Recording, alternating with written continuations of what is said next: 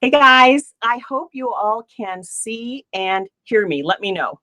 I am so nervous about this since I had the problem last time. I'm so disappointed by that, but you all hung in there. So let me know if you can see and hear me okay, and I'll check the chat.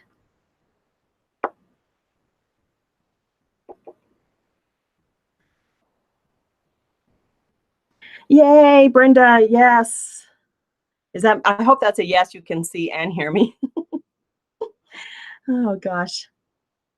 Okay, great, you guys. Thank you, Lori. Thank you, Mike, Edith. Appreciate that you give me a little bit of feedback so I know that everything's working great. I was just so bummed last time, you guys, and I was so stressed out. You can't even believe, because I know it means a lot to me to be able to paint with you all, and so I was disappointed by it. But I think we are up and running, so I'm really looking forward to today's project. I did the poll in the Joyful Mandalas group, and we had such great participation in that poll. Thank you, because I've got ideas on what you all want to see for forever now. And so we have lots of projects that we're able to work on. And today I released the video on painting on fabric, which was one of the ones that you all said you wanted to see. So we'll either do lives or we'll do some kind of video, and as many of them as I can get to. But today's project, we're actually going to do this painting. We're not going to do the whole painting because you can tell just by how much there is here. It would take us a really long time to do it. So we're going to kind of do a little section, and I can show you, at least go walk through it with you and give you kind of the concepts of the monochromatic style. And then we can let you finish up on your own, because I have lots of things that I want to show you, because the two top ideas that came from the poll that we did in the group were working with stencils. You all wanted to do something on stencils, and you wanted to do a monochromatic. And I think at the time I closed the poll, they both had equal number of votes, and it was over 100 votes for each one of those. So we are going to do that. But before I get too far into it, I want to say hi to everybody. And I asked you to tell me what time it is and where you're at, so that we could kind of get a sense of, you know, where we are in the country, in the US and around the world, because we have such a diverse group of members. So let me see who we've got there. I see Jessica, you're from Mississippi. Cindy from Illinois. Brandy, hi Brandy.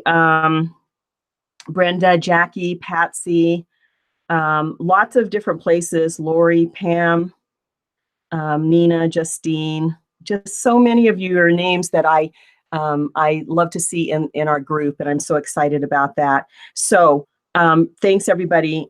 Keep your questions coming, and I'll try to get to them as we go through the project and some of the discussion that we're going to have today. So I was kind of thinking of breaking it up into two parts.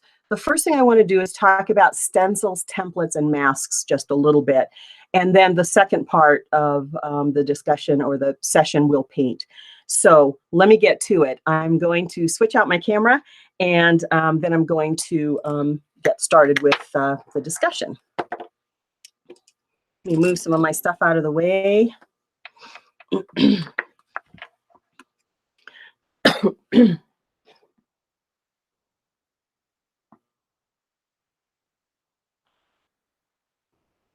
Okay, I've switched my camera, and so now you should be looking at my desk, my table. And I wanted to start by having a discussion. My tools are rolling all over the place, you guys. Have a discussion about stencils, templates, masks, and just give you some ideas on what what we're working with here. So I made available in the group this template, and then for myself, I cut a stencil. So I want to just discuss just a few minutes the difference. So this is a stencil, and it's meant, let me put it on black here. It's meant for us to push paint through and then get a sort of an image based on where the paint lies in this outline. And I'm going to show you a little bit of how to do that in just a moment. Whereas the template, you see it's exactly the same pattern, we just are going to use them slightly differently. In this particular instance, we would have to transfer this particular pattern or template to whatever surface we're going to be working on. And I'm going to walk through that a little bit with you to show you how you're going to be able to do that easily. So I wanted to first give the difference between a stencil and a template. I know a lot of us use the words interchangeably. I do too.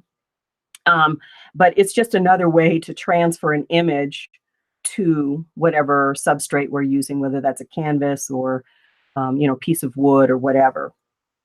The other item that I wanted to show you is what's called a mask. And Brandy, I know Brandy, I don't want to leave anybody out, but I know that Brandy's been doing some work with masks. And so I wanted to talk a little bit about that because there's been some discussion of that as well.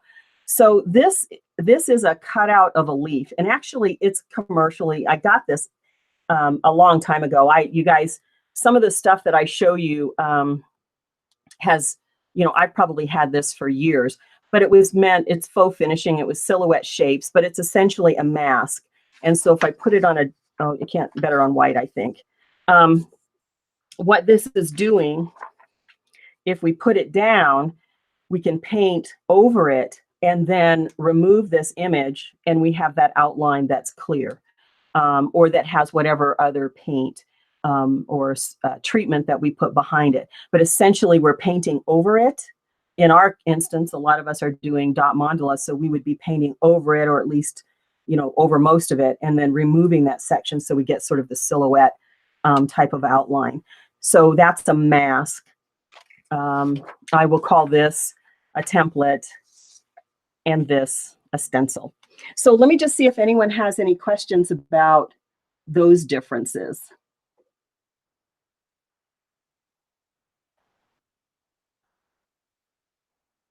It takes a few minutes for things to come through, so I'm just going to keep going. One of the things that I did that I just posted in the group either yesterday or the day before, I'm not entirely sure when, is this particular painting. And this was a practice piece that I did for myself in preparation for our discussion of using stencils. So this project, this design, and this design are exactly the same in terms of the template that we're going to, that I put out in the group and that you all were able to download. They're the same, but look at how much fun and different you can get. I love monochromatic, and I think this is so fun, and I'm going to be doing a lot more of these, but I'm just thrilled with the way this one turned out as well.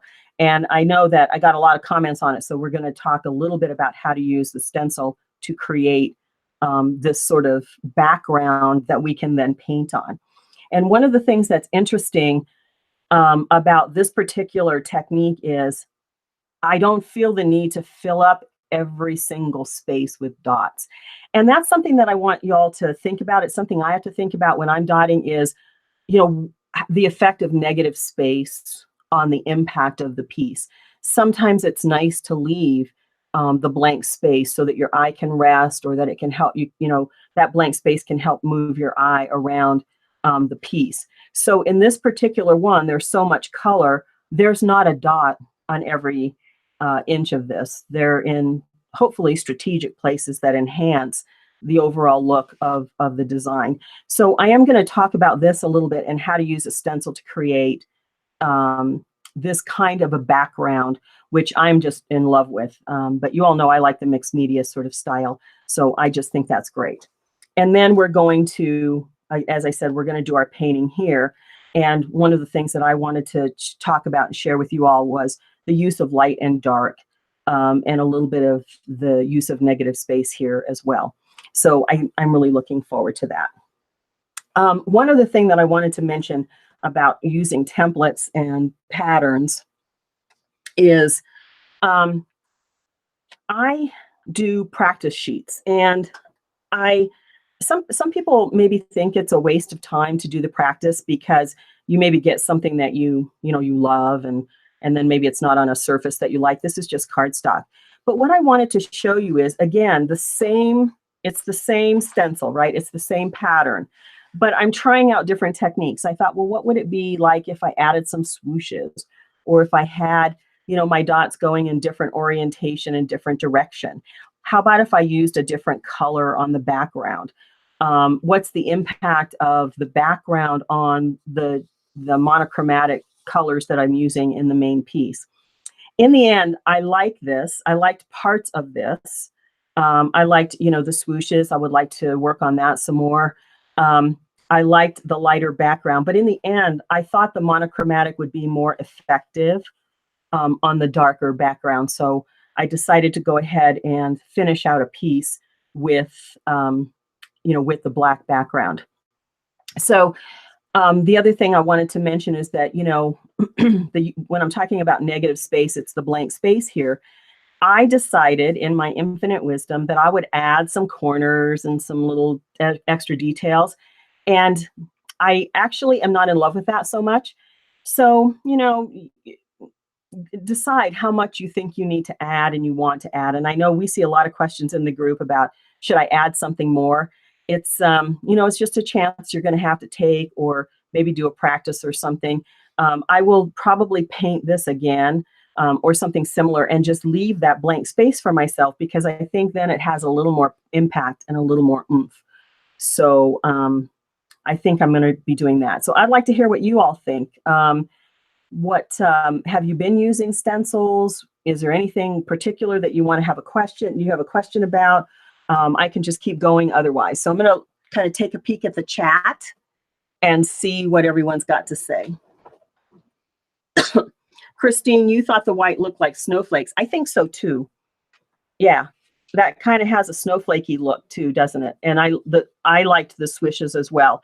So I'm probably going to try that out a little bit more and see how that goes.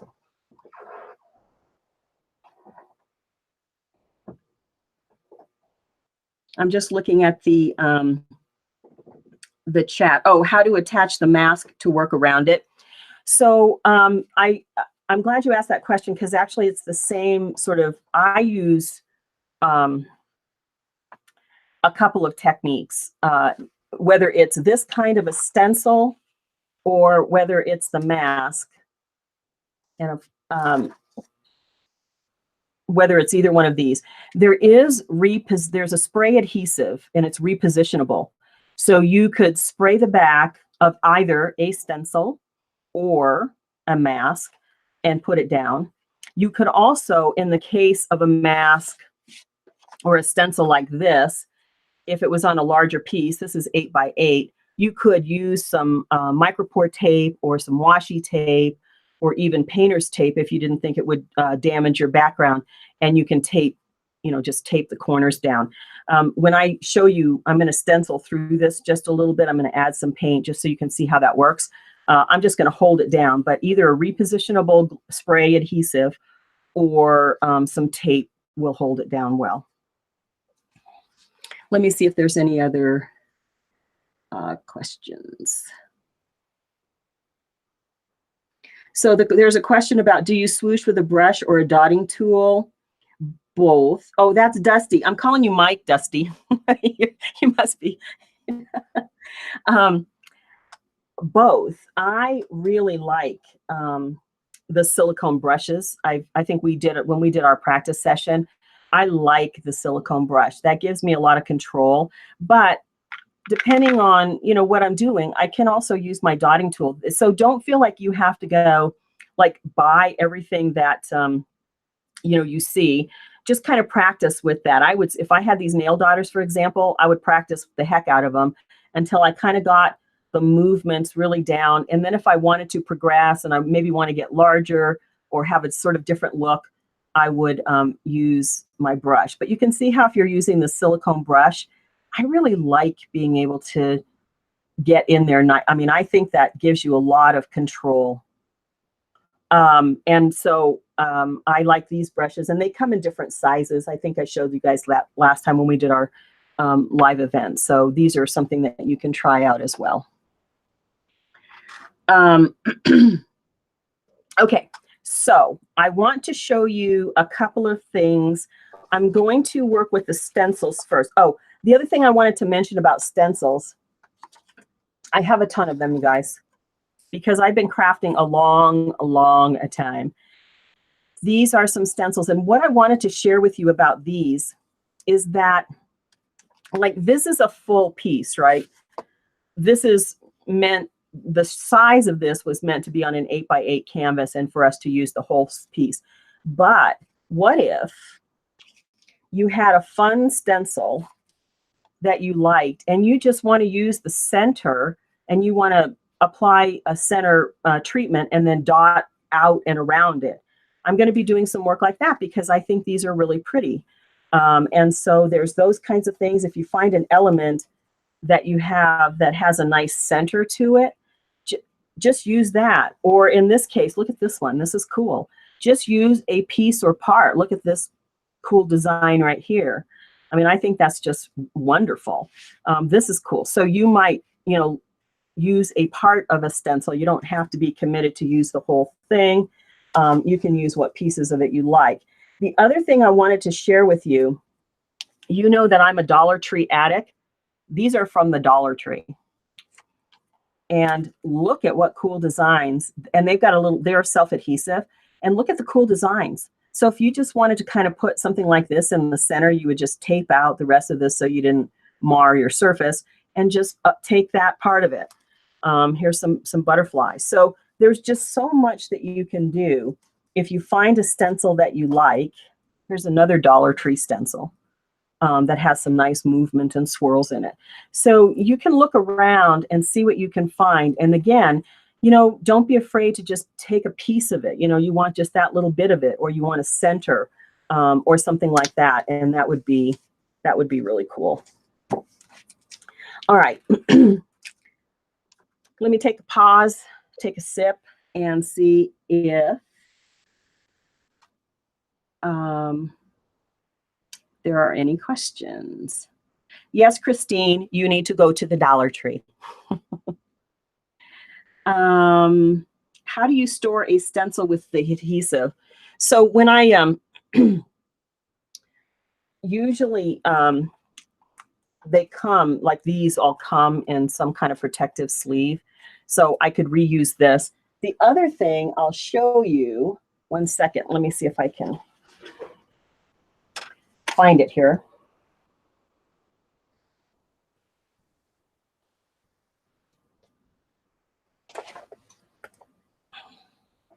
If your stencils are small enough, or you can find one of these this is like a page protector type.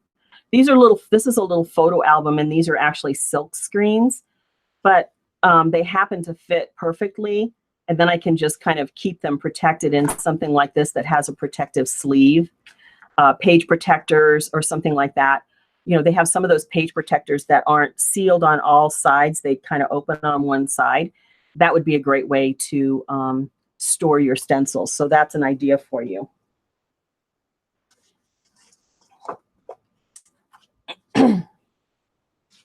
Okay, I wanted to share a little bit of the stencil work with you.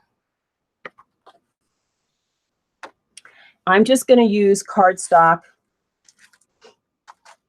And before we get to painting the design that we're going to talk about, I want to show this a little bit of treatment here.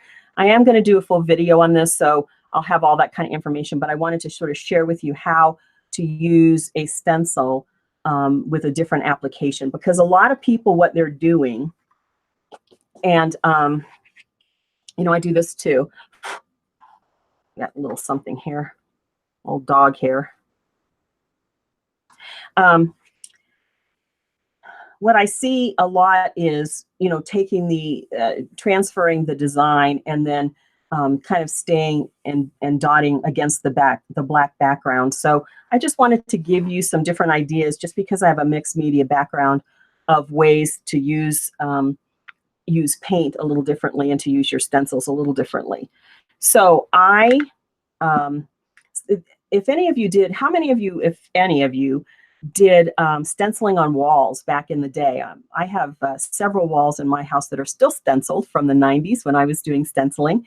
And there's different tools that you can use. There are some specific stenciling brushes, but I tend to use just these little cosmetic sponges that I just cut up, and I can use parts of it. So I just wanted to show that to you a little bit here so you can see how this works. I'm just going to use a yellow, and I want to kind of do this fairly quickly because I don't want to spend, too much time on it, but I thought you would enjoy seeing something like this. I'm going to get a little bit of paint on my cosmetic sponge, and then I want to tap a little bit of that excess off. I don't want to have too much paint on here. I want it fairly dry.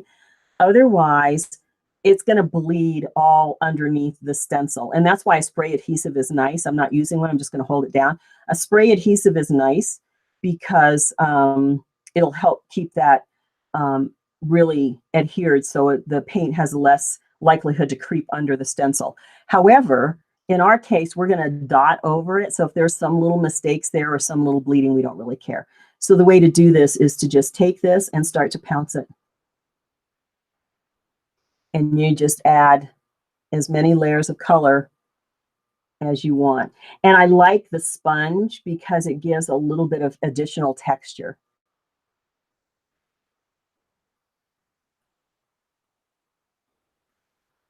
And I'm kind of giving basics. I don't know where everybody's at in terms of like how much they've done and that kind of thing. So I hope it's not too repetitive or boring. Okay, so we've added our bit of yellow. You could add more to get a deeper yellow if you wanted to. I'll add a little bit more just to give it a little bit more depth. All right, and then I'm going to continue to add my next color, which is blue.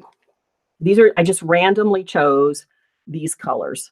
Now, one thing I want to mention about this is that when I start to blend this, the paint's going to mix, and yellow and blue create green. So you'll notice that I'll start to get a little bit of a green shade. And see how I'm just pouncing it, I'm blending it, giving it a little bit of texture.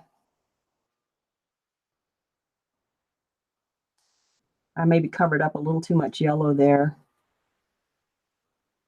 But you can get some really nice shading and blending effects by doing this. So I'm going to go back in actually with a little bit more yellow. And you could let this dry in between, and you wouldn't get quite as much blending. You might get a little bit, a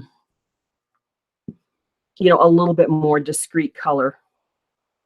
I want to pick up a new sponge and just go back in with a little bit more yellow. See how that's making sort of a green? Okay, so that's as much of that as we're going to do. But isn't that awesome? I just love that. I love the way that looks. And then you could we'll just finish it out with adding some additional colors and stuff like that. And then what's nice about this is when you are ready to dot, because this stencil has some very clear outlines, you've got sort of almost like a channel, right, to dot in. Isn't that cool? And look at how that might even be enough dotting. You might not need to, like I said, you don't need to fill up every bit of space. So I thought you would enjoy seeing that. I think that's just an awful lot of fun. So that's traditionally how a stencil is used. And we could also do a couple of other things. So let me just put this back on here. I'm going to mess up the paint I just put down, but I think that's okay.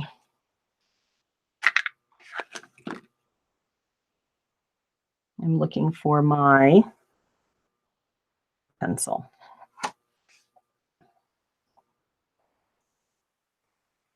So this is how, if you had a stencil, you'd be sort of drawing these outlines in like this. You could also, use a brush.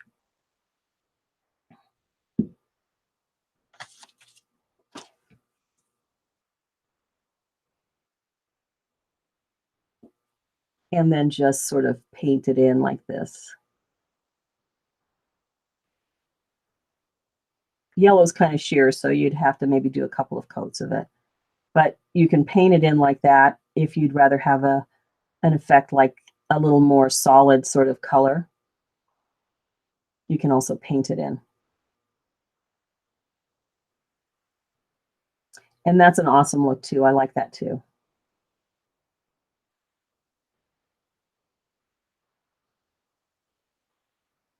Okay, so that's how you can use if you actually have a cutout stencil. Now, one of the things I'll ask you guys, you know, I create a lot of mandala designs and I tend to have the digital downloads available because to buy a stencil like this, I think is pricey personally. And so I will make some of them available in my shop if you want to have like a plastic stencil of the type that I usually do, but I think they're pricey. And so if you all have your own like cutters, if you have a Silhouette Cameo or a Cricut or something like that, if you're interested in having me make available SVG files, the actual cutting file, let me know. That's something that I've been thinking about and will do at some future date. All right, so that's using a stencil. The other thing to do is I made available in the group this template. So you've got to trace this and have some way to add it to your, you know, get it onto your surface. I use the Stencil wax-free transfer paper. This happens to be on a roll, but you can buy it in sheets also. If you check the links in my description, you'll see that out in my Amazon shop, there's some Stencil transfer paper. This is transfer paper. This is white. Comes in other colors too, depending on what you're doing. So you would simply pull off a piece of this if it's on a roll, or use your sheet, you know, just pull off a piece. And it's got like a chalk finish on it. You could also use a graphite type paper.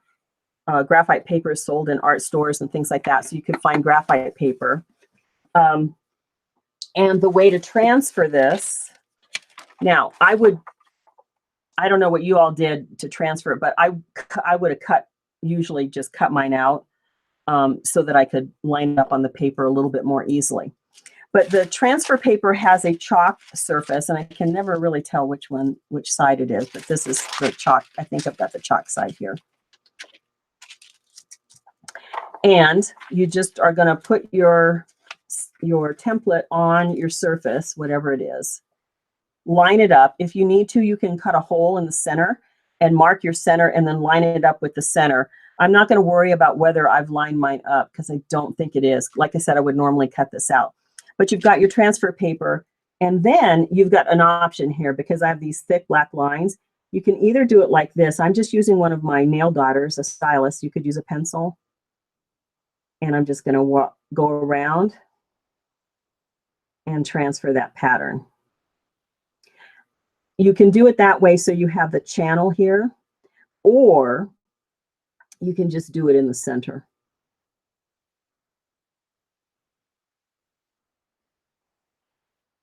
Let me do just a couple more just so you can see what that looks like.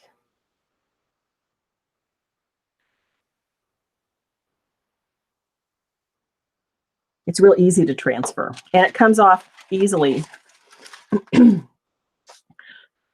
Excuse me.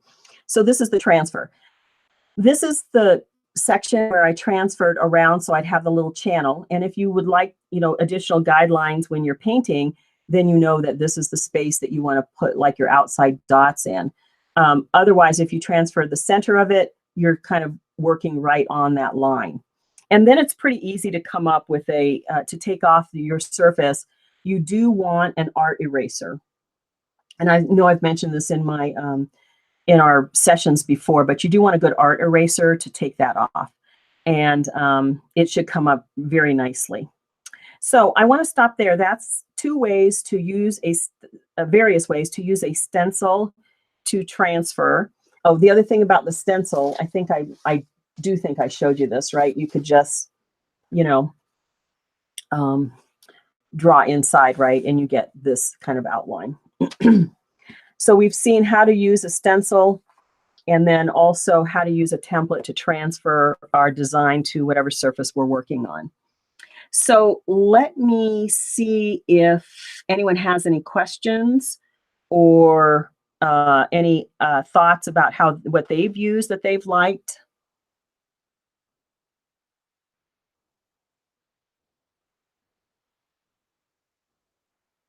I'm seeing a lot of people saying that they'd like the SVG files. Good. I'm glad to know that. I've been thinking about that, and so I think I'll make that available. I like the digital stuff. So if you've got a cutter, that's ideal, right, for you. Pam V, yes, you're going to have to buy either a Cricut. I have Silhouette Cameo. I actually don't know how the Cricuts work. Somebody in the group probably does. I don't have one, but I feel like I need one too. So I will probably be getting one of those at some point. But the cutting machines are really, really fun. And I think, they're about, I don't know, 2 or 3, maybe 3 or so, I don't know, $300, something like that. Whatever. They're kind of pricey, but if you are going to make a lot of things for yourself, do a lot of cutouts or silhouettes or anything like that, that's, that's a good way to go. So Janet uses pastel chalk on the back to transfer as well. Yes, I think that's a really good way to do it. Jill uses chalk on the back of the paper to do the transfer. Yeah, that's great. So there's different ways to do it. And so you can get that easily transferred. So is everybody ready to start painting?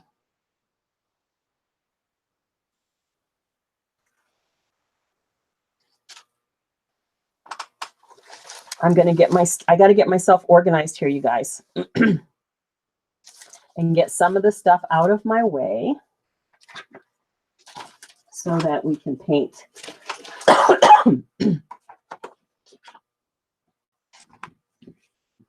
And I'm going to try to keep the section that we're painting in frame. I don't know how well I'll do with that, but I will try to do that so you can get a good look at it. But we'll look at it before we start to paint. All right. I hope everybody's got their piece transferred. Deborah, yeah, you can take it off with some water. Deborah's asking about the transfer for paper coming off with water. Yes. I generally kind of use the eraser, but let's see. You can see that. I don't know if you can see me doing it. Just a damp Q-tip to get it up. Do you guys see that okay? All right. So the section that we're going to do is really just, we're going to do each of the 4 main design elements here. So 1, 2, 3, 4. I may end up doing a couple. We'll see how far we get. I just did not think that we would get through more than that. So I wanted to make it a reasonable amount of time. Otherwise, we might be here till midnight, you guys. YouTube allows you to go be live for 8 hours, but I would be exhausted by the end of 8 hours. I don't know about you guys.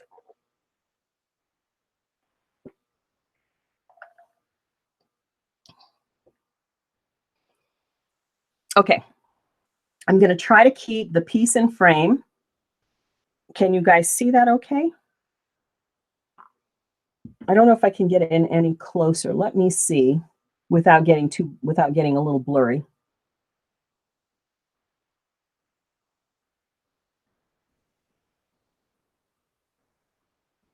That's as close as I can get. Tell me if you're okay if you can see that okay.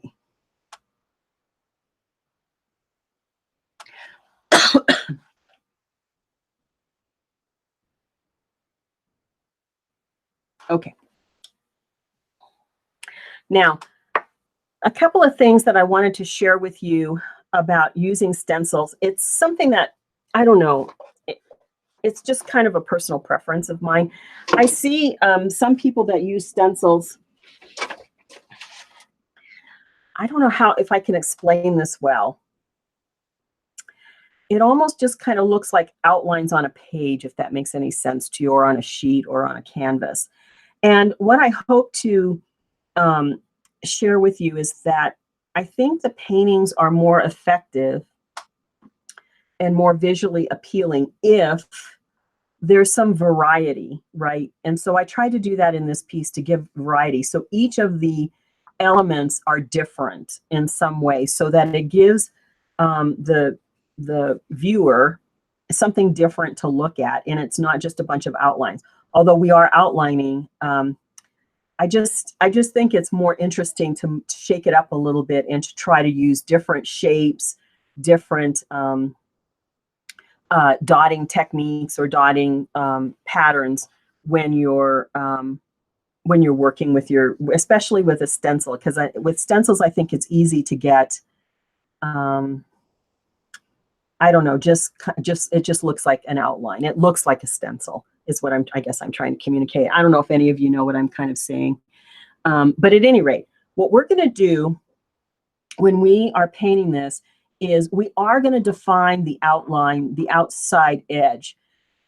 We don't want to necessarily start in the middle because we want to save this space in here in case we have to make any adjustments. So it's more important for us to get like the lines down before we start painting inside. And that way, like I said, we can make adjustments as we need to. So I'm going to get some of my paints out. And so for paints, I chose these colors. And you didn't have to use these colors, just any kind of grays that you could mix yourself, honestly. So I've got black, white. That would have been enough, right? You could have mixed anything else with just black and white. I'm using zinc, slate gray, and gray sky. And these are just different tones. You can see they're different tones of gray. And again, mix your own colors if you're comfortable doing that. So we're going to start with a little bit of the zinc, which is the darkest color of gray that I have. If you mix them and you can mix a little darker, that's fine. You can see this is that gray right behind this black dot. And so that's kind of as dark as I thought would work for what I was painting. So I'm going to get a little bit of zinc. And I'm not going to bother to put it on my palette right yet, just because I'm only going to make a center dot here. I'm going to use my K 10.5, 6.5 millimeter to make my center dot.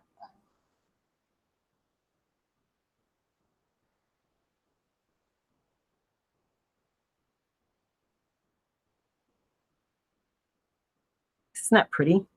I love the monochromatic. Okay. So I've got my center down. And now I am going to put some white in my palette.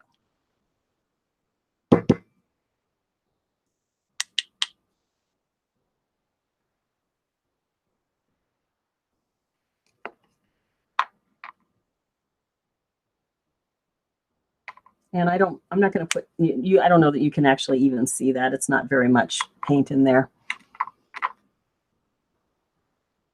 And I'm going to use my largest nail dotter. And I'm going to start right up here at the top. And I'm going to walk down one side and walk down the other side. Now at a point here, I'll start to kind of use the same size to keep myself moving. So let's start. And I'm going to be painting in this channel. So here's my first dot.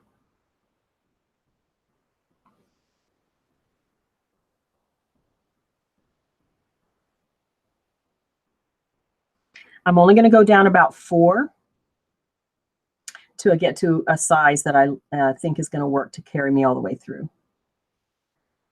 You've heard me say this. I always redot that top one to release a little bit of paint.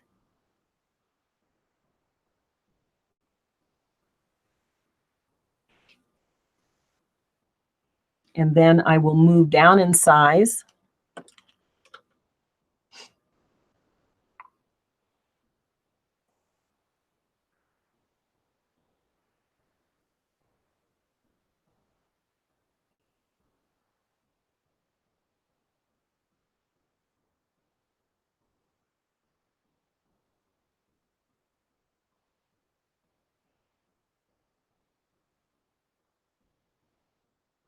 I'm going to try to stay sort of consistently sized here.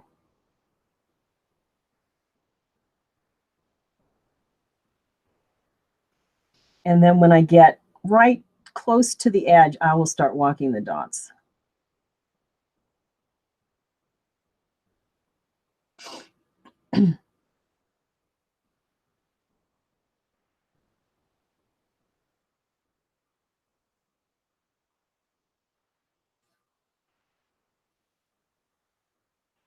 Is everybody following that okay?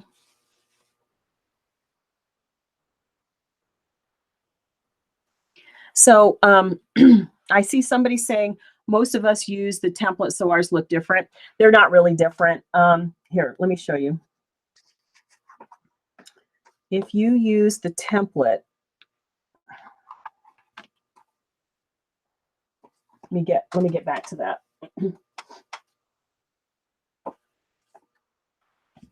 So I think what you're saying to me is mine looks more like this and yours looks more like that. Is that right? Somebody confirm.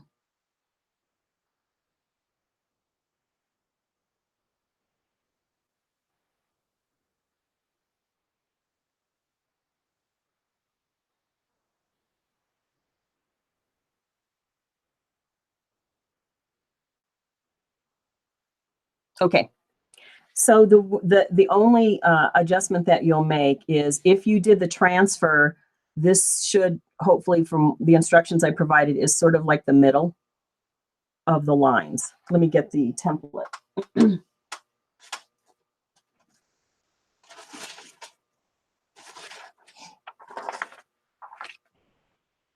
You transferred sort of in the middle here. So the only difference you're going to have as you paint, I'm going to do the same thing. I'm just going to paint more on the line versus in this channel.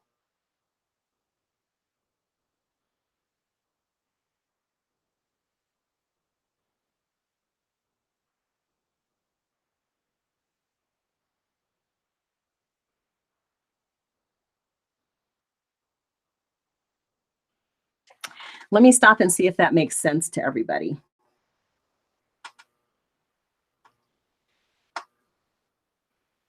So it's the same thing.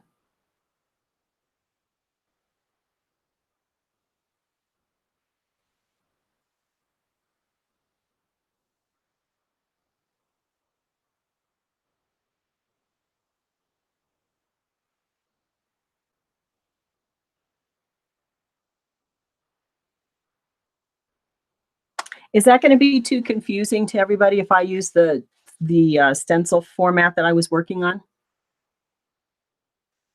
Because if it is, I can just transfer it real quickly. Let me know what you guys think.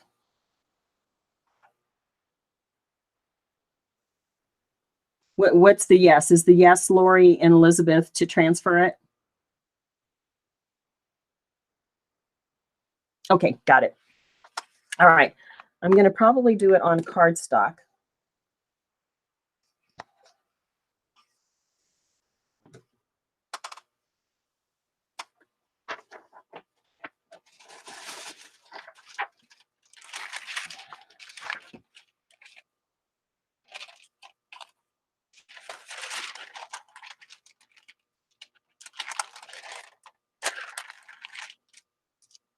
And actually, I want to,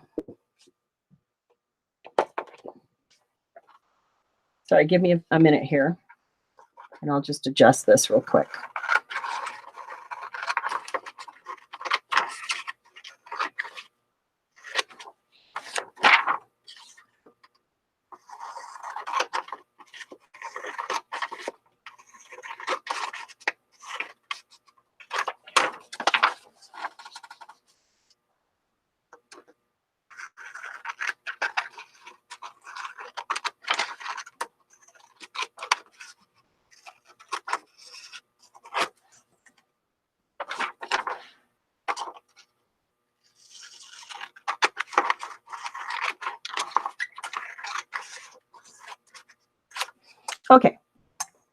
I just cut it so it was easier for me to line this up. And you'll have to bear with me just a little bit while I get it transferred. So I'm just lining it up. And then I will slip my paper under it.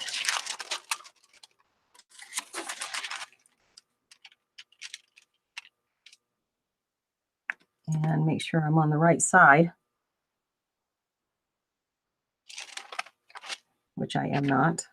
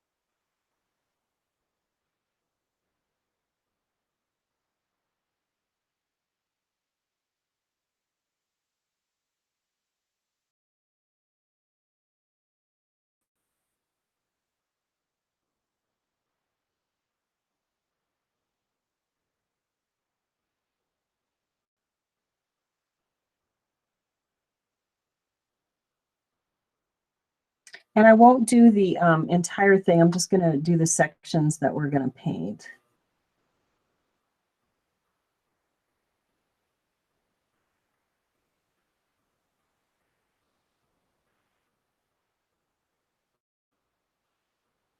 All right, let me see if I have enough transferred.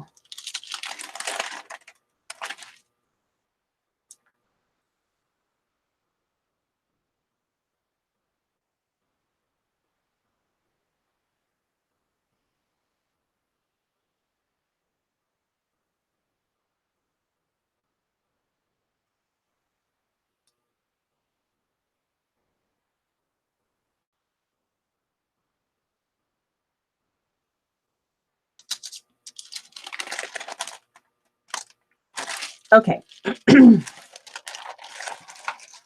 Okay, does that look more like what y'all are working with? It's not the entire design because that will just a section that we're going to paint.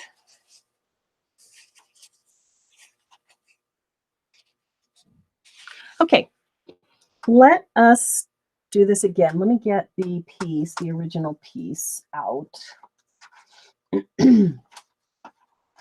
I do want to have them side by side here. All right.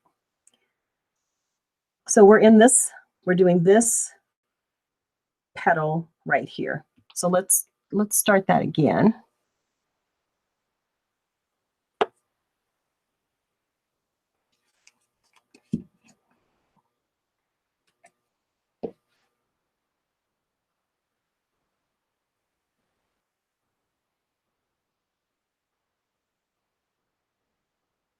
Okay.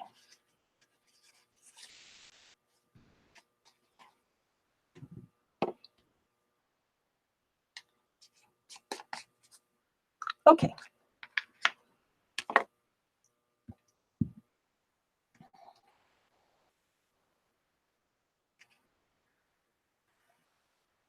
And I'm going to have to move this just a little bit. I'm going to have to put it like that because it's keeping my cardstock off the table. So, all right. So we're using this outline. We're just going to stay on the line. So I'm right at the tip.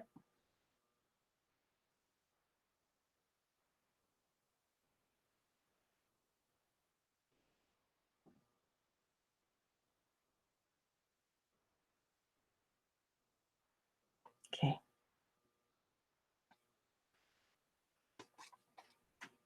And then I'm going to move down in size of my dotting tool. I'm still just using my dotting tools. And I'm going to go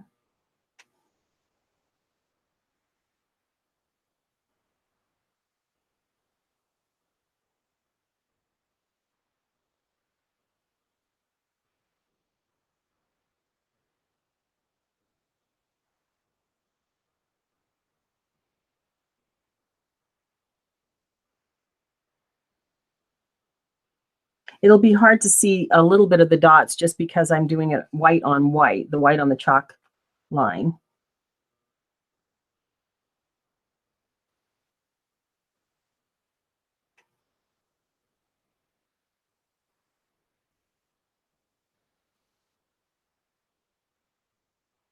And I'm going to get fairly close to this V here before I start walking the dots down. That might give you a little bit of, because that's kind of where it meets.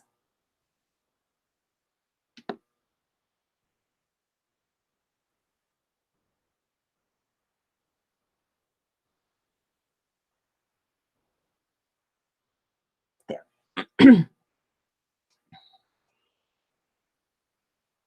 Okay, so in the design, I have a little dot right above the top here. You can see that. I'll just put that in with my small tool right there. Everybody see that okay? Okay. I'm going to wait for everyone to catch up and make sure we're all in this generally the same spot. So let me know if you think we can move on.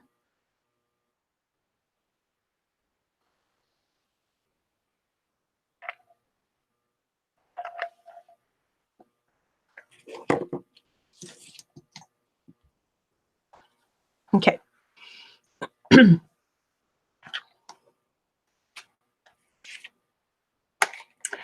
Now I am going to put some paint in my tray here, my palette. I'm going to start with zinc, which is the dark color. And I'm going to be doing this row right in the center of where we just did our outline. So a little bit of zinc. And then my next color was slate gray. So I'm going to put out a little bit of slate gray. And so my darkest, my mid gray, and then we'll use the lighter gray as we move along. Okay, I am using my G6 4mm.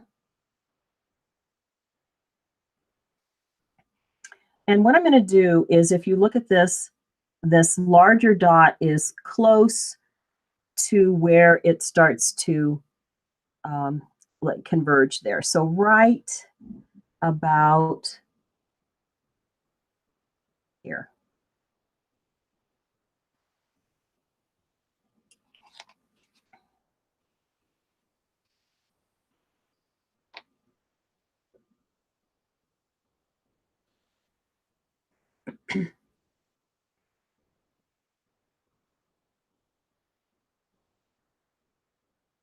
And then I'm going to use my largest nail daughter, and I'm going to walk up from here up through the center about four dots.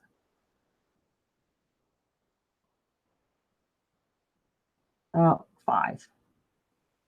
Not all the way up to the top, but pretty close. And then I'm going to use my largest nail daughter, and I'm just going to go down here a little bit.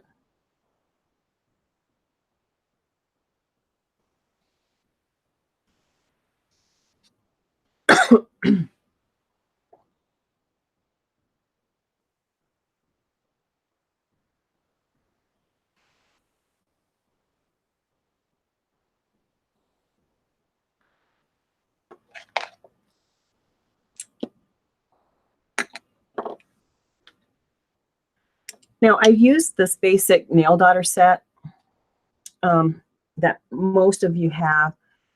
I can't tell you the millimeters on here because I don't actually know, and all the sets are different. So I just kind of look for sizes that I think are going to fit in the space that I have available. So what I'm going to do, if you look at the original design, I've just done this first pass through here.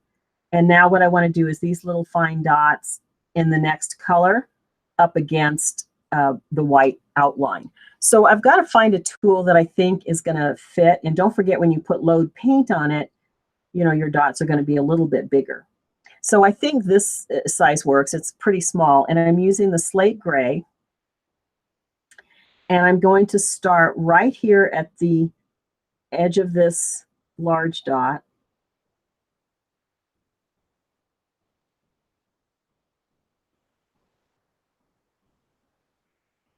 And walk it up to the tip there, to the edge of this top dot from the gray, the center dots. I hope that made sense.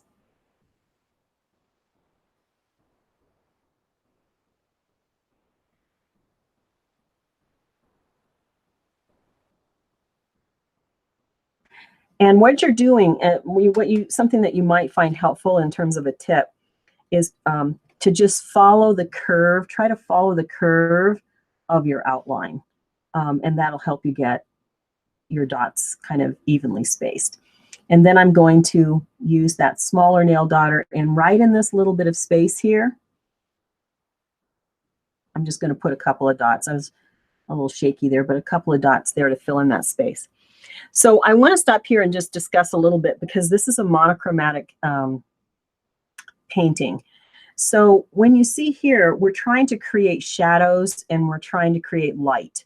So the white is, of course, the brightest light that we have in this particular piece. And then we're using the darker gray and the black of the background to create the shadows. So you'll notice that in my pieces, in this piece here, most of the darkest colors are sort of where you'd expect to see shadows, right? Where you'd expect to see the shadows. And then it gets a little bit lighter. I add some more shadows in too, but mostly I'm trying to get dark in where I think shadows would be. So how's everybody doing with that section? That's our first petal. And then you would just continue this on for each of the 8 petals in the design.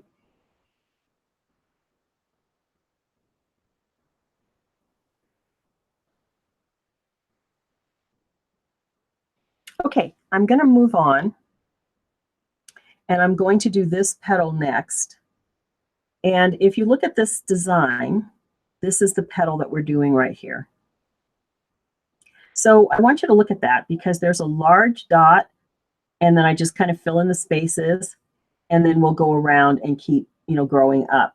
But I am going to put my outline first, so I define the space that I'm going to be working on. And I'm going to turn this just a little bit to how I would do it if I were, as I would be painting. I'm going to be using my G6 4mm. And if you need me to slow down or anything, we've got Ishi Art from the UK, 2 a.m. Oh my gosh. I hope you're a night owl like me. Okay, we're doing this particular petal, this petal right here. I'm using my G6 4mm. And don't forget, we're on the line because when we trace this template, we're actually working on the line. So right here at this tip, I'm going to put my first, right at the tip, see where I'm going to put my first large dot.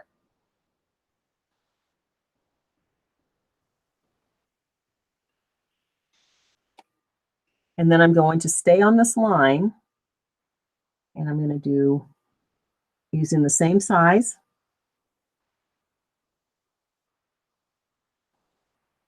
and that forms the crown of that particular petal.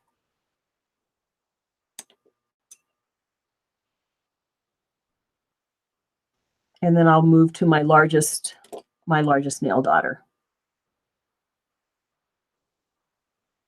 We're not going to walk the dots just yet. If you look at this, we're going to use the same size dot for three dots, and then I'll start walking it down to meet this edge. There's 1, 2, and then I'll start walking.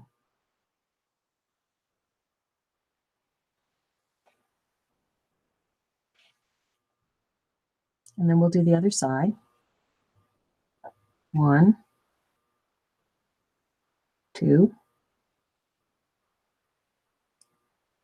Start walking to meet.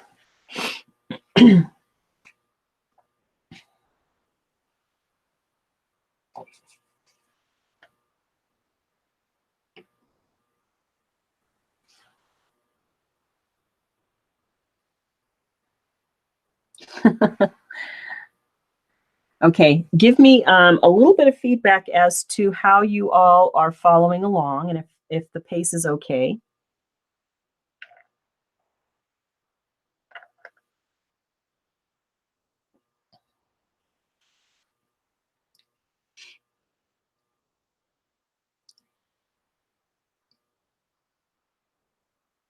Okay, good. All right. Now I'm going to be using the K 10.5, 6.5 millimeter. So let's look at our pattern. I'm doing this main dot right here, which is almost in the V of the 2 petals. And as a matter of fact, I might do, I'm just going to put the outline on this one really quickly here so you can see that a little better, I think.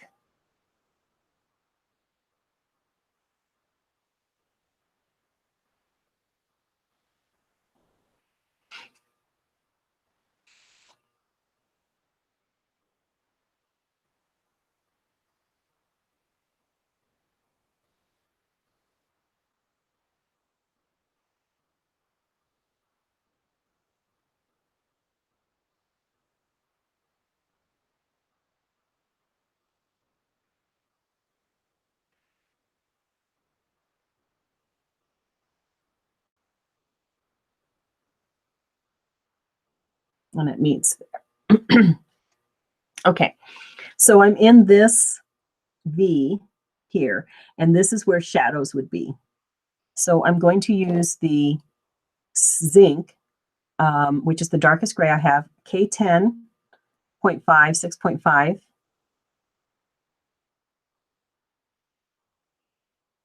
And I'm going to put it right there.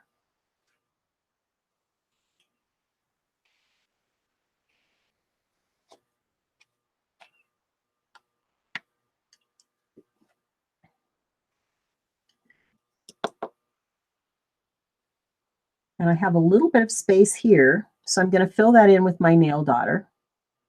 And just choose a size that you think is going to fill that space without crowding it too much.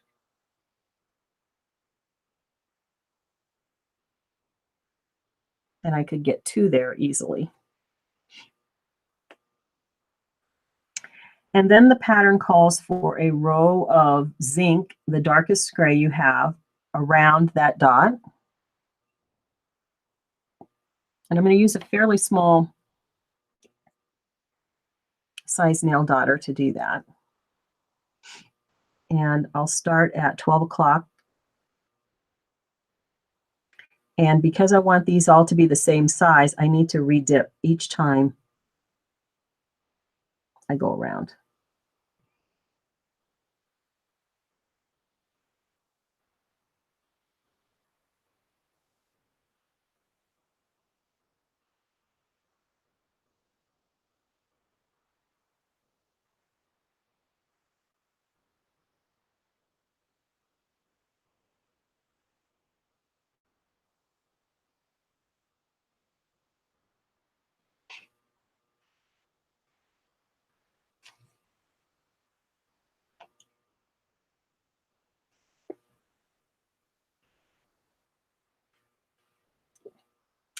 And now I'm going to use my mid gray, which is the slate gray for me, but if you mixed it would be your mid tone. And I'm going to do another kind of row here, which is walking the dots around the row we just placed. So go up to 12 o'clock.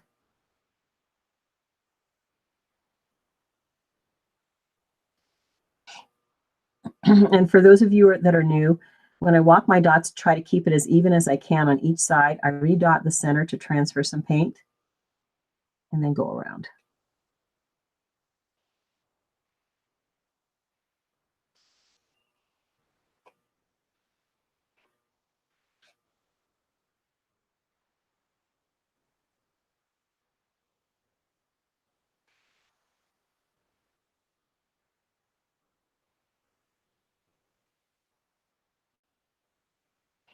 Okay, I'm going to go back in with my slate gray, so my deepest gray, and I'm going to put another row.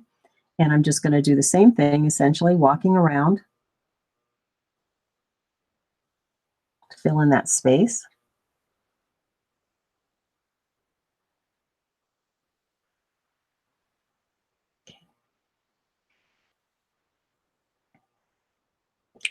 Now I'm going to introduce my lightest gray, which I'm using the Gray Sky.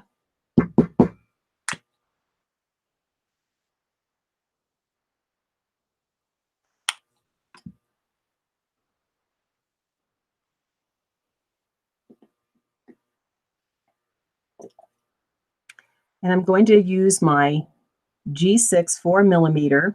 I'm right here, this row. So I'm going to go a little bit bigger now. Just going to drop it.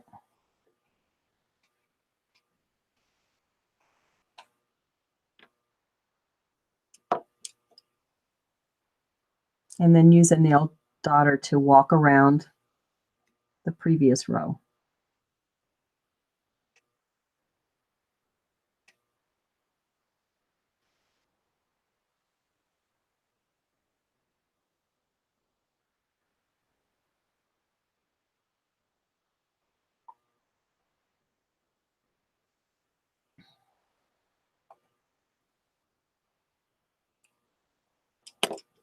Okay, now I'm adding my shadows back. So I'm right here. And I'm going to go back to my darkest gray and put a shadow in there.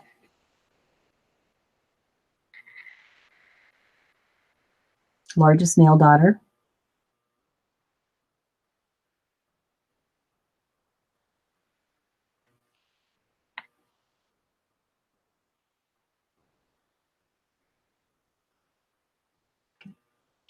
And we filled the space in for that particular petal.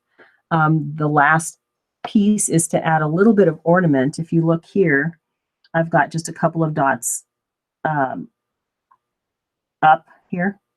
So I'm just going to take my white and just put a couple of dots above that.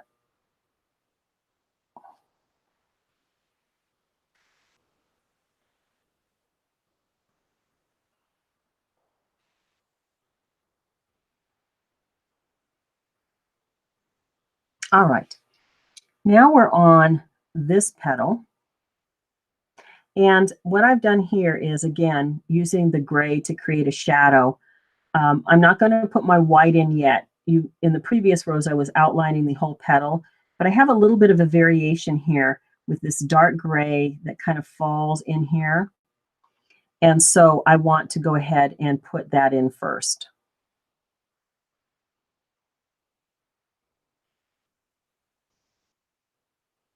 Going to be using my G6 4mm and my darkest gray. And I'm at this point on my petal on this line here. So I will add my darkest gray, and I would do it on both sides.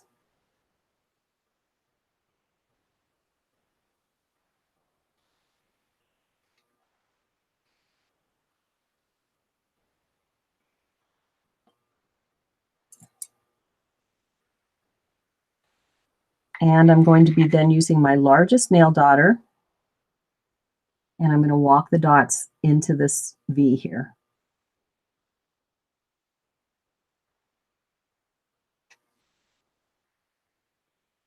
Giving me the illusion of a shadow there.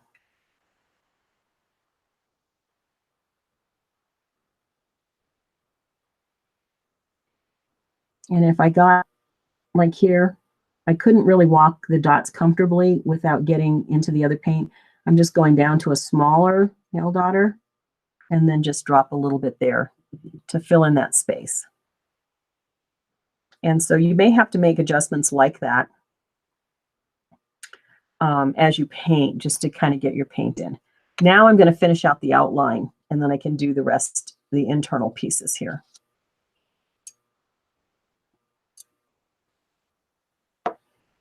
I'm going to use my largest nail daughter in white. And I'm doing, where I'm at here is I'm doing this arch right on the line.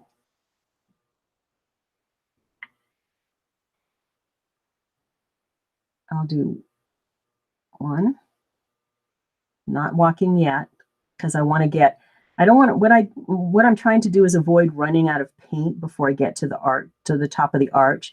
So I have to fill it in with some same size dots to take up some of that space.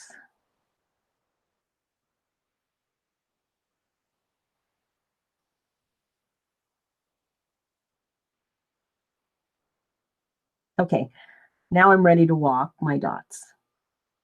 Oops, let me get a little more paint there.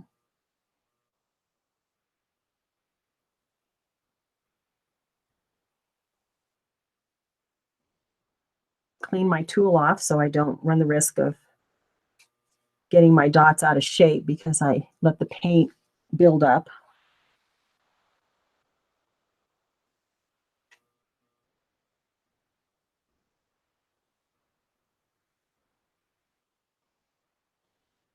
Okay, and so I completed that one arch. Now what I'm doing is I'm going to go back in with some of the, another of the dark gray. And you can see now I'm just going to start following this around until I get closer to the top. So I'm going to do that and show you how that looks. I'm using the largest nail daughter. And the slate gray for this next row. And right up against here,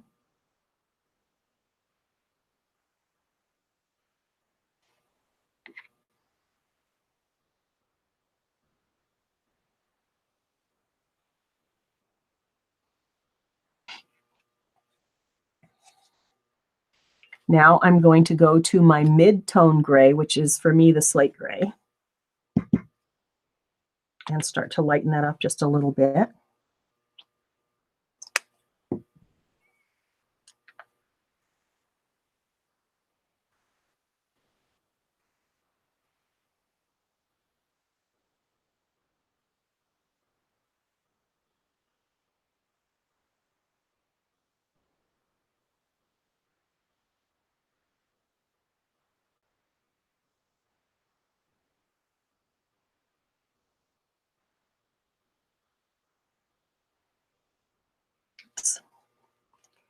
I didn't like the way that last one worked, so I'm going to just kind of go over it.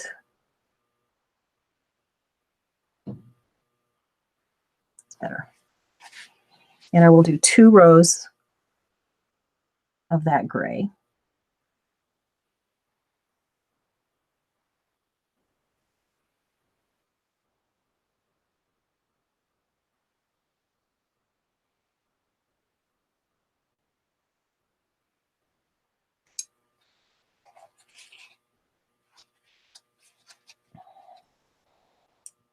Now, because I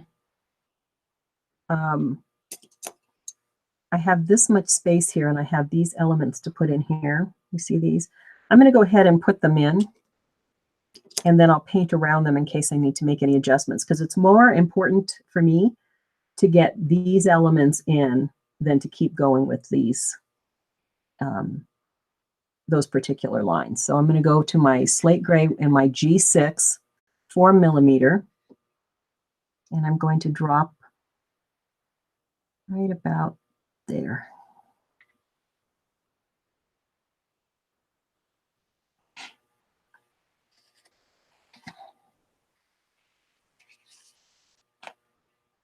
I hope that made sense to you why I decided to put that in first, because I want that element to be there for sure. And if I kept doing this shapes, I may not have enough room. So I want to be sure that I have enough room there. Let me know if that makes sense to you guys.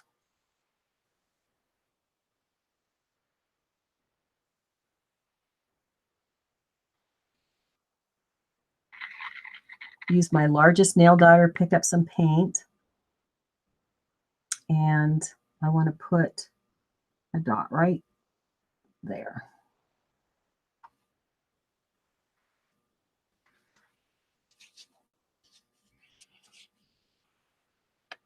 And now I'm going to go to my lightest gray, which is the gray sky, and I'm going to fill that in. I will adjust the size of my tool if I feel like I need to depending on how much space I have here. Like I seem to have enough space, so I think I can continue to use my largest nail daughter.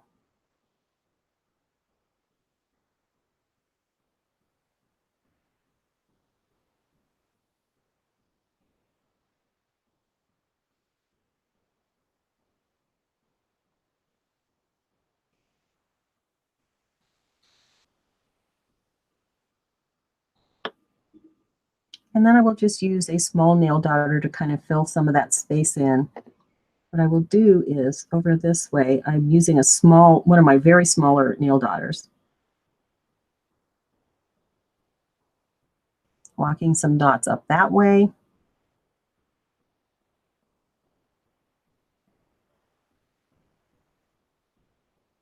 And then putting a dot right there to fill in some space.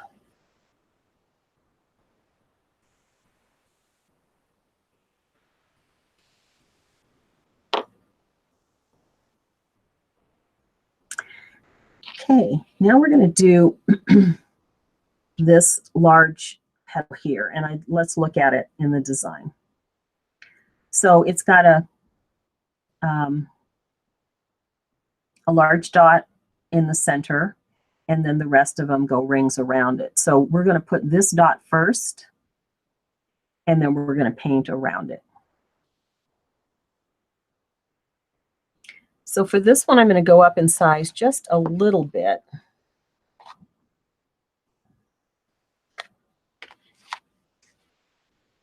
And I'm going to be using my L11 8mm, and I'm going to be using the darkest gray.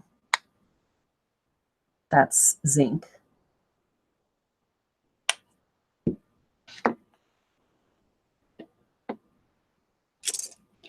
And right here, where I put this little finial type design here, do you see that?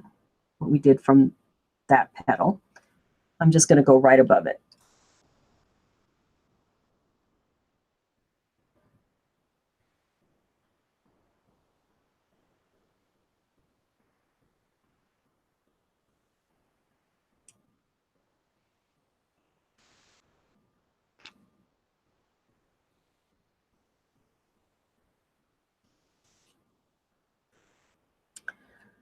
Okay.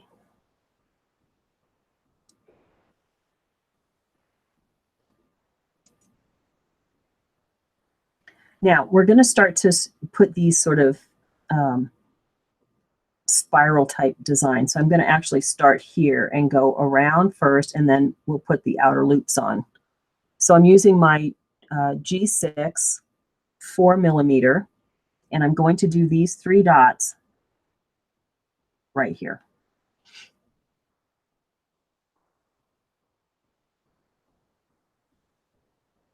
1, 2, 3.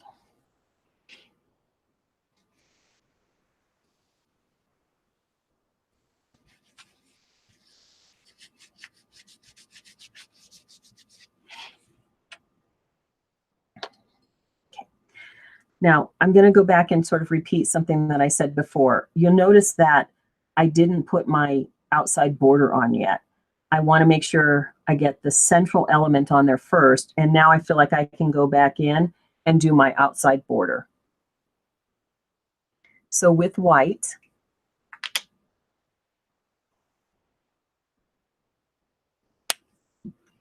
I'm going to start right up here on the line. And my line got a little squiggly here, so I'm going to, here, let me remark that just because I got a little squiggly. I want my line to go more like that. Just smooth it out a little bit. Okay, with the G6 4mm, I'm just going to go straight up to the top.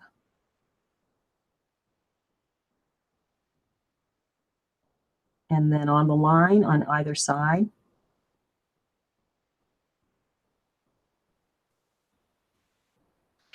And this is one thing that I think that I'd like you to sort of notice when you're painting with stencils is, you know, what's the most important element that you want to sort of stand out in the painting?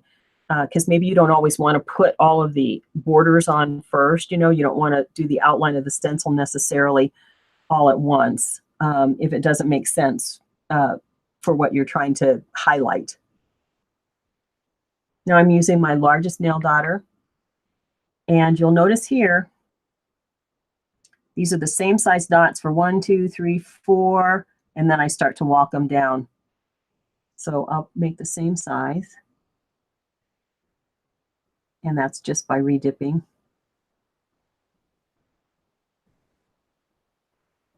Until I get to the point where I feel like I can walk them, like I can't walk them just yet, I don't think, and get all the way down.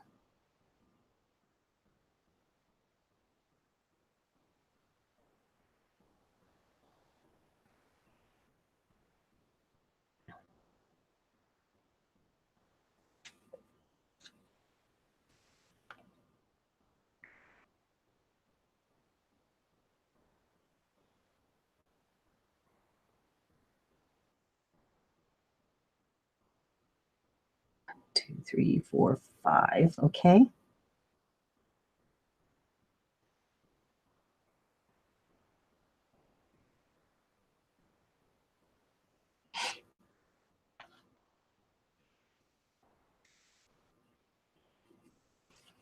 Okay, so now I've got my main element and I've put in my border, and now I can just continue on to add as many of these additional spirals as I can. So I'm going to go back to this main element, and I'm going to finish walking my dots around here with my largest nail dotter, and then we'll just continue on with the rest of the rows.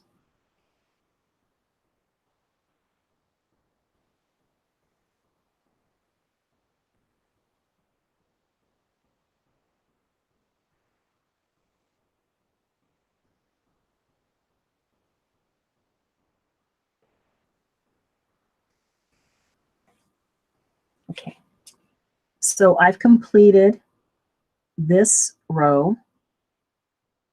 Now I'm going to go in with my mid gray and do this row up. Largest nail dot, actually G6, I think. This is with my mid-tone gray,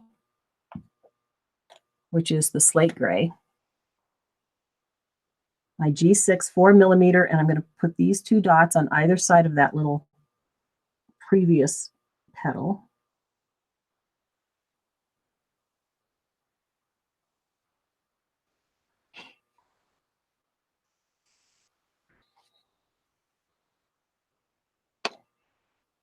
And I'm going to walk the dots around up to meet here. Get a pretty good load on your tool.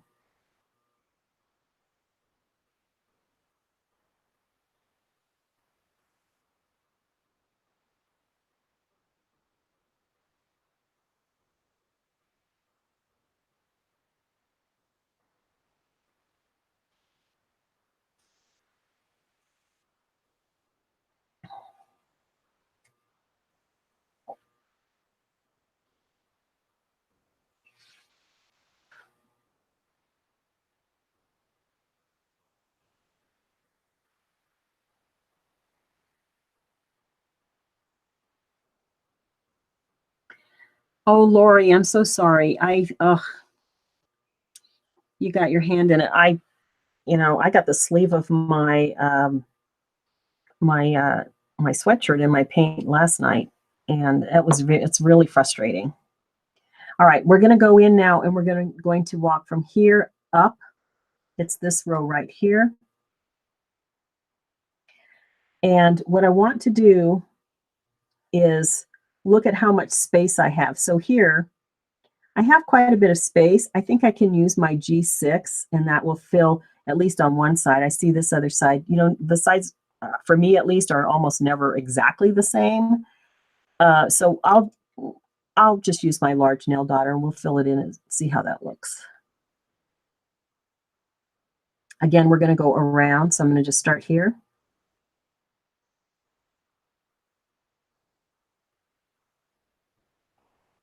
That's about 8 dots.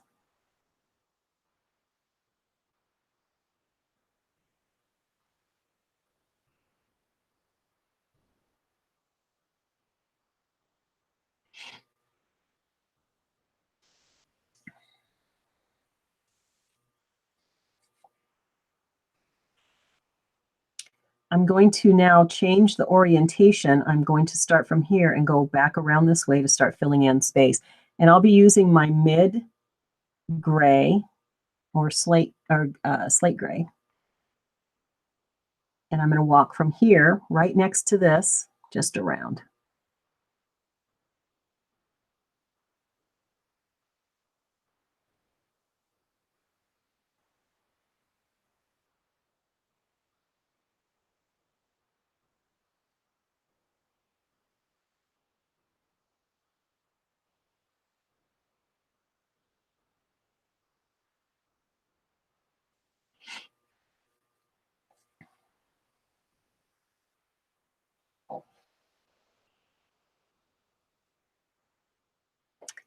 So I've just completed this row right here. Now you'll notice on this little piece here, which is this one right here, I have done some walk the dots around and then I've put a little white here. So I'm going to go do that now because that's going to take up space and that'll tell me how much space I have to play with here. So just go up to 12 o'clock.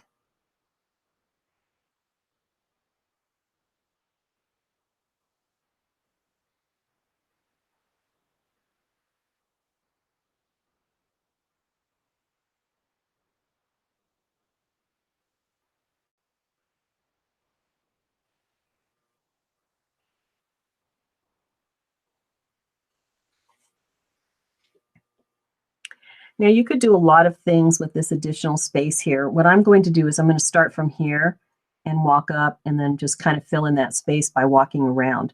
So I'm going to use my mid gray.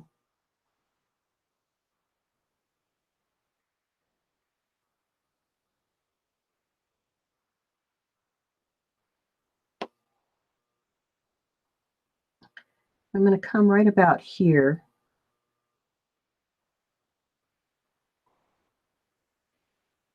I'm really just filling in space.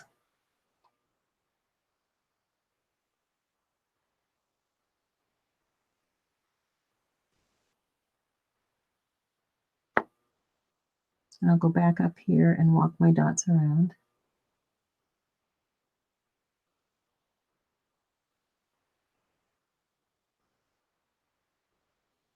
And this is where you can take some liberties, just depending on how much space you have.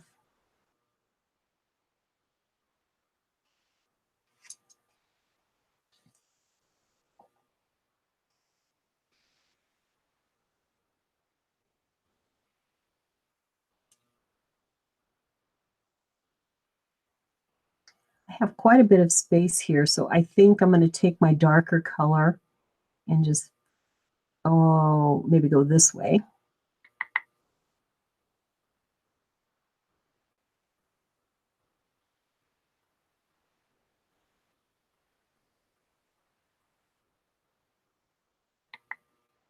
We're really just trying to put shadows in the monochromatic piece.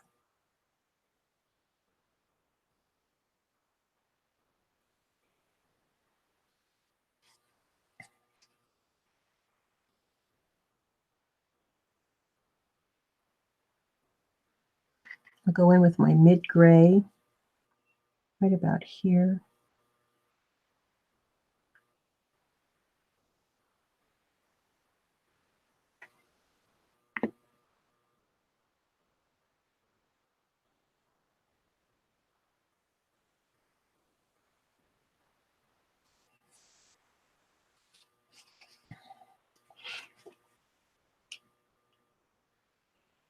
And I have a little bit of extra space here, so I think what I'll do, it's not in my original piece just because of the variance when you paint from one to the next. I'm going to go in with my darker gray, and I'm just going to plop some dark gray there to fill that in.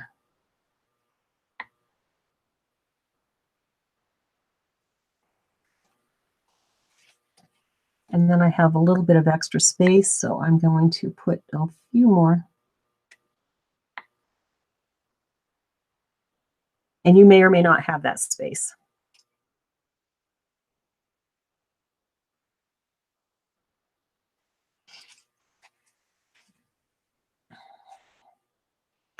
And then the last part of this petal is this little finial.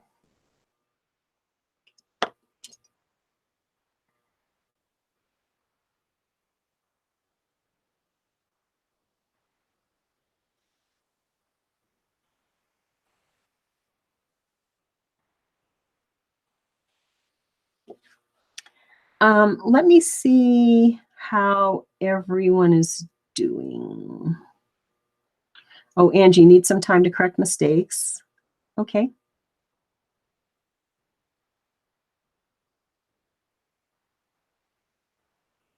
Yeah, Sheila, I buy Cyril on Amazon. There's some links in my description. Just go out to that site. I appreciate it when you use the site. It doesn't cost you guys anymore, but it helps me kind of buy supplies and bring videos. So I really appreciate that.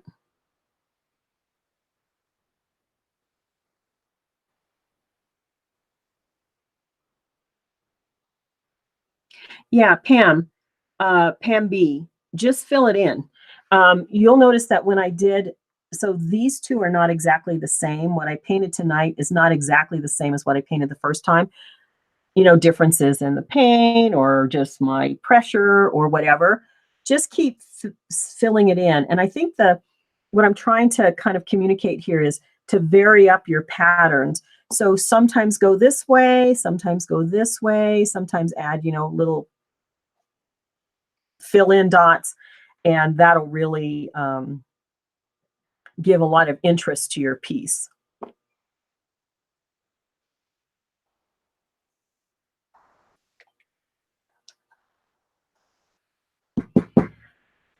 So I think I'm finished with the section that I wanted to show you, because if we were to paint this, like I said, it would take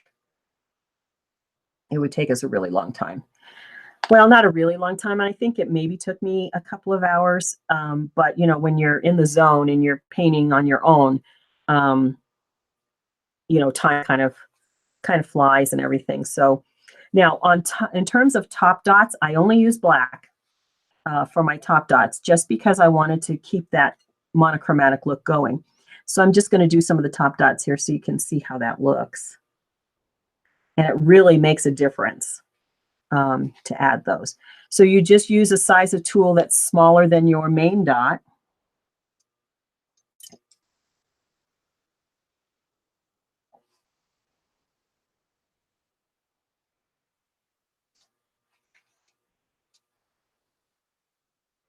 Change up the size as you need to, and then I just walk the dots with my top dots a little bit to get some contrast on those really small dots.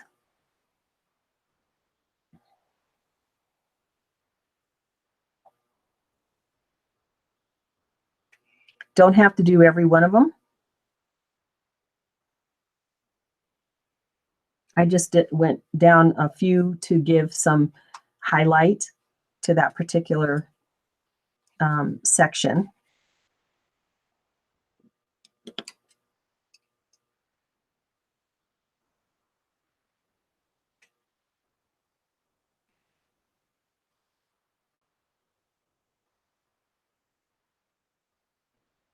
And then dot whichever ones you think I wouldn't do, too much, but I think it does add a lot of interest to.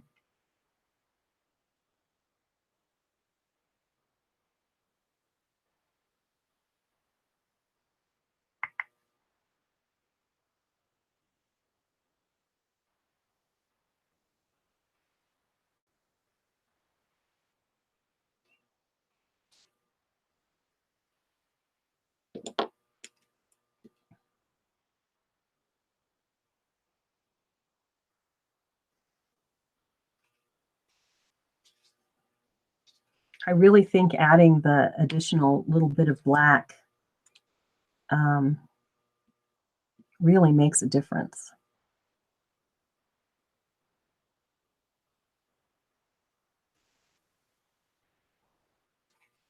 Gives just enough highlight.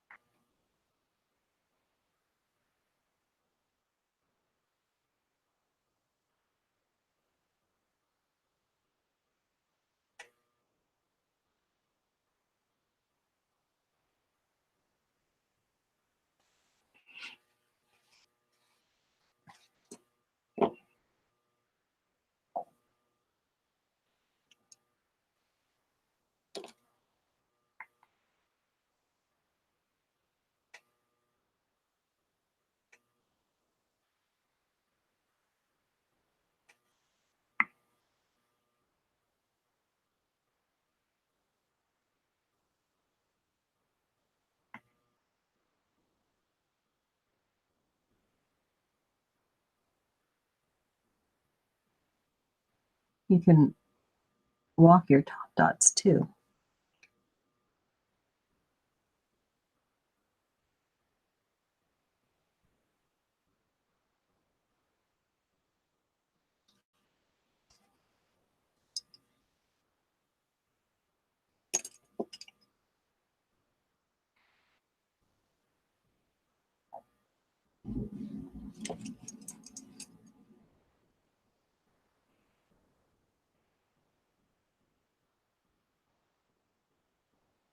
Okay.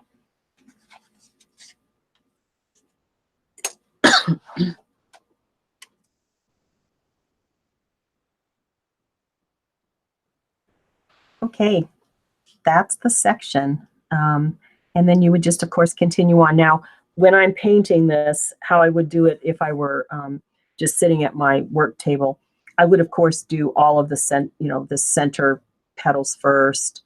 You can see I added a little bit of gray to fill in some space down here. I'll show you where that would go.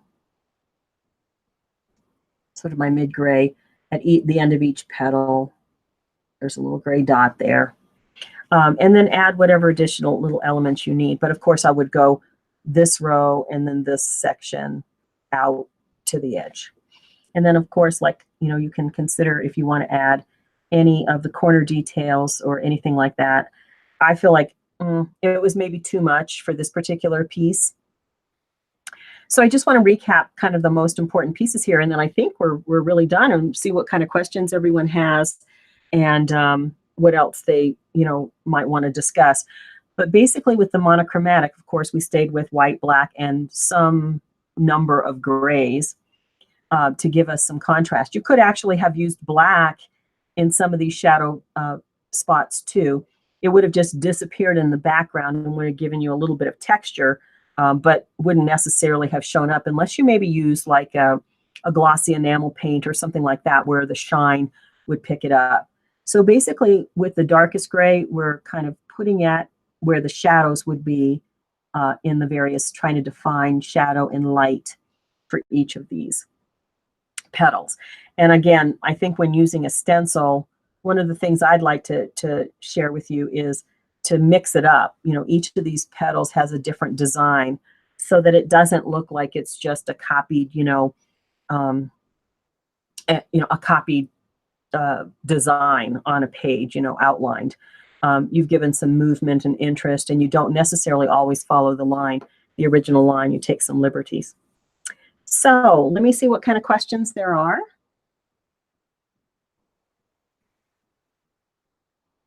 Pam V, you didn't like the color palette?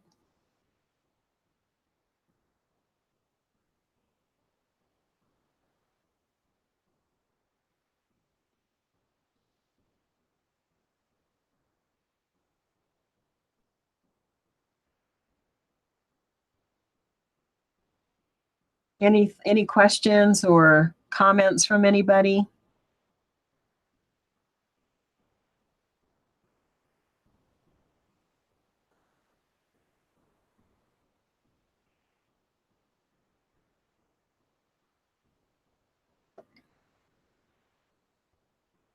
Okay, I think it doesn't look like we have any questions or comments. So I think what I'm going to do is just come up and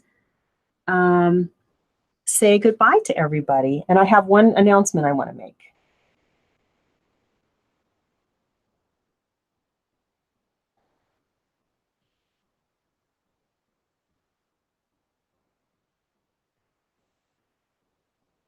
Hi.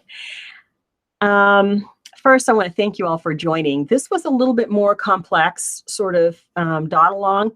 I'll take your feedback on whether you want to see, if it was a little too much, or you just want to have maybe more discussion like we did at the beginning about how different techniques come together, like with the stenciling and adding color and things like that. I am going to do a video on that one color with the same stencil, but the color.